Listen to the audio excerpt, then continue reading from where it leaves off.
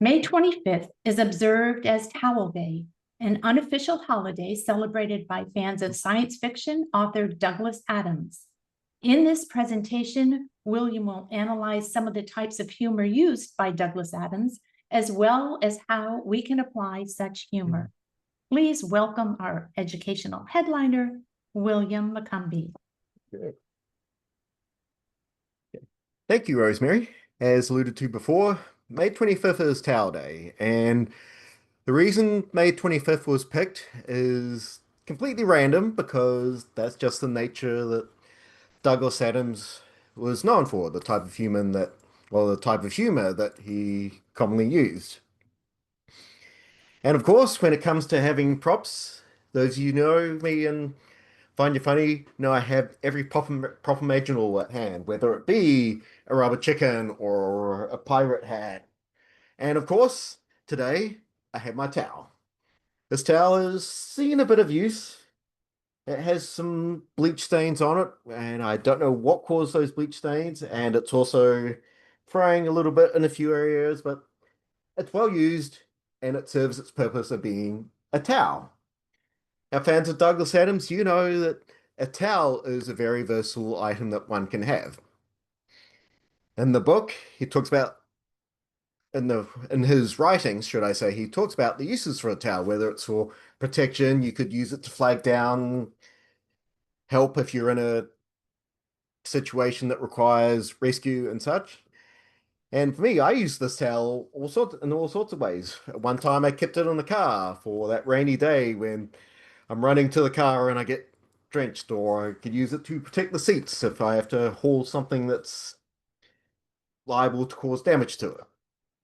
At one time, I even kept it in the office so that after riding to work in a rainstorm or sweltering heat, I can at least dry myself off. And when I had back pain, I use it to cushion my seat. So Douglas Adams was right in telling us that the towel is quite well, possibly one of the most versatile and useful items that one can have, whether they are an intergalactic hitchhiker or just a regular old hoopy fruit. Now, with Douglas Adams, he is perhaps best known for his writings Hitchhiker's Guide to the Galaxy, and he's also done a lot of other science fiction writing, as well as just general comedy. In pure British fashion, he starred in Monty Python's Flying Circus. He even starred in Doctor Who as a writer and served various roles in those quintessential British shows. And in fact, his fans left some witty remarks when he died at his gravestone. So, um, of course, his most famous work is Hitchhiker's Guide to the Galaxy. And it was actually inspired by a drunken moment that Douglas Adams had when he was looking at the stars and thinking about, okay, what if they rewrote Hitchhiker's Guide to Europe in the fashion of traveling amongst the stars? And that's how this series kicked off. Yeah. Now, if you, depending on who you ask, a series is a radio show. It could be a TV program. It could be a feature film. It could be a 1980s text adventure game. And of course, there's the trilogy containing 5 books of the Hitchhiker's Guide to the Galaxy novels. Now, in this book, they all follow a very similar plot to a point. And every book, or rather every format of the series, is unique in its own distinct way. But, but in all of them, they all follow the same basic concepts. They use various types of humor, including absurdist humor, wit, and observational humor. And I'm going to take a look at some of these uses of humor throughout the books and the other formats of the series. To kick it off, the first type of humor. Let me see if I can get the screen share up and running because excuse me, I'm going a moment to screen.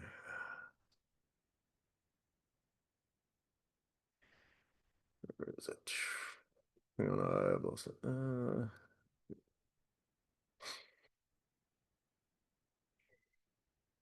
Okay. And I don't think it's sharing what I'm trying to share. Hang on. Okay, why is it not showing me what I want to see? Oh, never mind that. Okay, well, don't worry about that. But absurdist humor is a type of humor that's based on stuff that just doesn't make any sense whatsoever. Case in point, we have cartoons. SpongeBob is a classic example of absurdist humor because who does live in a pineapple under the sea? SpongeBob SquarePants does. And SpongeBob himself, well, he's just a sponge who's living under the sea and he has personality, he has friends, he works at a fast food place, and he can't drive for the sake of his life. But it's just really weird and crazy. And Hitchhiker's Guide pulls from this. In the novel, or rather in the Hitchhiker's Guide series, a race of beings decides to build a supercomputer to calculate the ultimate answer to life, the universe, and everything. And with several million years of calculations, it comes to the final conclusion.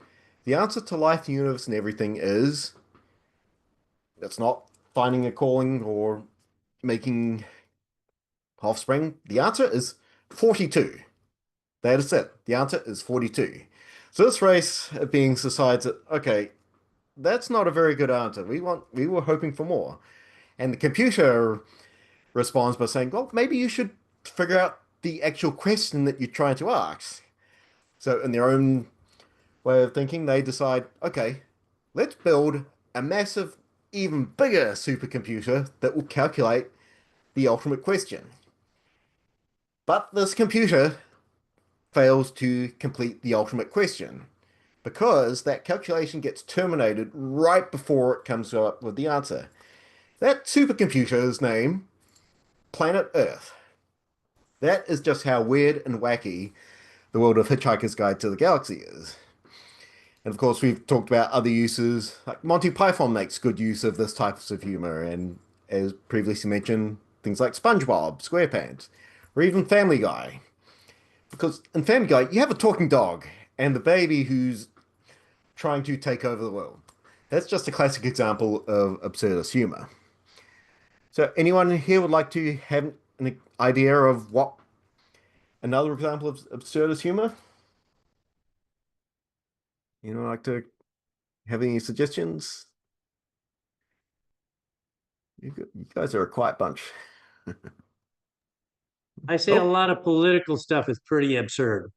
yeah, that's probably. I Well, think cans of unfortunately, yeah. tuna.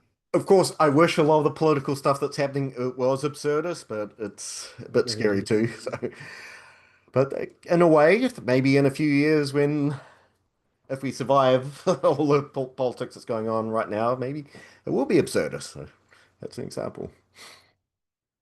Anyone else have any thoughts about some absurdist humor they might have thought about or Yes, seen? cans of tuna. Kansas, absolutely. That's a great example here.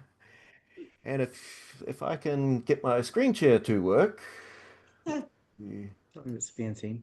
Well, I can see it. I can see the slides Oh, off to there. the side also. Oh, there we go. Yeah. So Zoom is not sharing what I'm trying to share. Okay. Actually, let me try this. There we go. Oh, there we go. So there we go.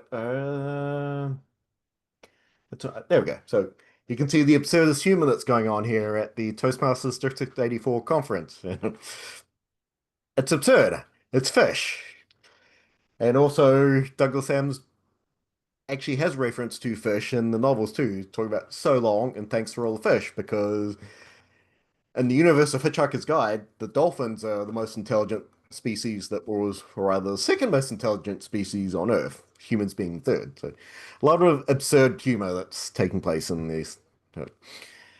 Next type of humor is wit, often called intelligent humor, and that's just humor that's it comes in two forms. It can be any kind of often called witty humor, and then there's also wit, which is just something that's come up with on the spot, a lot of banter. And in Find You Funny, if you use wit, that's something that might be picked up by the humor detector. It's something that's completely unplanned, but it's quirky, it's funny, and it's got a bit of intelligence to it. And in Hitchhiker's Guide to the Galaxy, Here's a few examples of it. Of course, there's a lot of quotes that characters make. For example, character Ford Prefect, whose character is actually based on that of a car that nobody probably knows about anymore, but of course it was made by the Ford Motor Company, and my mother remembers getting in an accident in one when her mother was driving and they actually got hit by a police car, which is kind of absurd. But one of the quotes in Hitchhiker's Guide to the Galaxy is where Ford Prefect says, or rather, it's unpleasantly like being drunk. Drunk being being intoxicated by alcohol. Now, Arthur thinks that, okay, being drunk's not that bad. But Ford says, well, what if you ask a glass of water what it's like to be drunk? You got a bit of play on words there, because if you were a drop of water and someone drank you, you would probably not be terribly enjoying of it, and you will not enjoy that very much. And it can refer to using use words very quickly and so on, for example, with banter. So, would anyone here like to think about some uses of wit that might be used in a daily or life or day-to-day situation? Anyone? You guys are a very quiet bunch. I might, but I think I'm going through some kind of a sputtle. There we go. There's a almost rather a use of wit there by bringing up the funny word of the day. A lot of throwback jokes take on that example of using wit to, and of course, dad jokes are kind of wit in a certain way, no matter how much they might make you cringe. So wit is a classic example there. And if we move on, another type of humor is observational humor. Observational humor is a classic example of just pulling humor from everyday life. It's a classic technique used by a lot of stand-up comedians. I think, okay, Hot Pockets from Jim Gaffigan, I believe that's. A Hot Pocket is just a very mundane. It's a frozen sandwich, if you even call it a sandwich, snack or meal that's found at the grocery section. Most people don't give it a second thought, but then Jim Gaffigan decided to just take the idea and think about how Hot Pockets could be, or the effects that eating Hot Pockets might have on someone. And observational humor is used in Hitchhiker's Guide to the Galaxy in many different ways, talking about, for example, just one of the quotes from the movie is, you may think it's a long way down the street to the chemist, but that's just peanuts compared to space. And another might be, man has always assumed that he was more intelligent than dolphins because he had achieved so much. The wheel, New York, wars, and so on. While the dolphins had only done mucking about in the water, having a good time. But conversely, dolphins had always believed that they were far more intelligent than man for precisely the same reason. Thinking that humans think they're smart, but maybe they're not so smart because of things like wars and I guess politics. Another is this planet had a problem, which was that most of the people living on it were unhappy for pretty much all the time. Many solutions were suggested for this problem, but most of this was largely concerned with the movement of small green pieces of paper, which was odd because, on the whole, it wasn't the small green pieces of paper that were unhappy. And a classic example was, have you ever noticed that so and so? Or why is it that so and so? And here are a few examples. I don't know if you can see my slides. Let's see if Zoom is okay. Here we go. Yep. So I don't know if Zoom is showing the correct slide here. It's okay. You see the observational humor slide? We still see Amanda with the tuna. Ah, okay. So let me try this. Let me try this again. Okay. That's what happens with technologies. And I'm sure there is a lot of observational humor that comes with trying to juggle a PowerPoint presentation, Zoom, screen share, and computers with multiple monitors.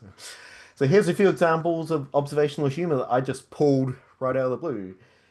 You might have gone around and seen something funny, like it might be a funny license plate, or it could be, in this case, a few photos that I've snapped with my own phone. If you look on the left, you see the grasshopper. It looks like it's attacking a building. That's kind of funny. You know, what would life be like if that grasshopper was really attacking the building? It could be the invasion of the bugs from planet whatever. It's just a classic example of observational humor. And then this image on the right that actually took on the New York subway. What is something that some of you might notice about that? The DTM. Exactly. So I thought, oh, this guy's a DTM, which would mean a few observations about being a DTM. And being Toastmasters, know we can all make all sorts of jokes about being DTMs. And there's one that I came up with about why the DTM got a red light violation ticket, because the light was still red, but it had been red for less than 30 seconds when he ran through that red light. And in this case, I thought, okay, you got a DTM law firm, and what would a DTM law firm be like? Does this person defend you in court because you did run that red light, even though it'd been less than 30 seconds after you'd run that red light? They don't try morons. Yeah. Yep. So, anyone else have any examples of some observational humor that they have found? Have you slipped and fallen on your way to the lectern? Yeah, that might be a good example. Yeah. So a few And good for the- examples there. For the Yeah, lawyer, for the lawyer representing the guilty party, he Hmm. has to tell the client, don't tell me. Yeah, so plenty of good examples there. So, and of course, this is a classic. This is just one of the types of humor that has been used by Douglas Adams's writing. So that's so. To conclusion, if you've never seen or read Douglas Adams's writings, I'd recommend going out and taking a look at them, because it's just a weird, quirky, and very humorous style of writing that it just might not make a lot of sense, but there is a huge following, especially among the nerdy population of people. And of course, being May 25th, make sure you know where your towel is and keep it with you, because you know when you might need it. If you have to hitch a ride with a Vogon constructor spaceship because the planet's about to be destroyed, it's always good to have it with you. And you can always trust someone who knows where his or her towel is. And this concludes my speech. Thank you. Thank you so much, William. I have a magic